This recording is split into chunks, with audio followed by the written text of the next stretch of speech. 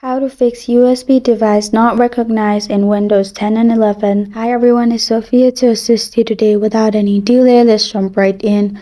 First, open Control Panel. In Control Panel, make sure View By is in large icon. You'll find View By on top right corner of your screen.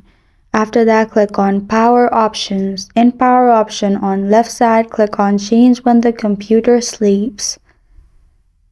After that, click on Change Advanced Power Settings. Then you'll find this kind of screen pop up. In here, if you have USB, simply you'll find it here and simply right click on it and disable it. After you've disabled it, simply minimize the tab.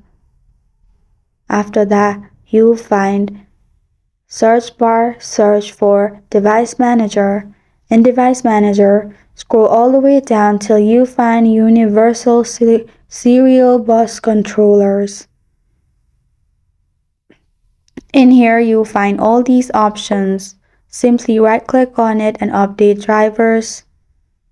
Do same with USB Composite Device and USB Root Hub. After that, you're good to go. That's how to fix USB device not recognized in Windows 10 and 11.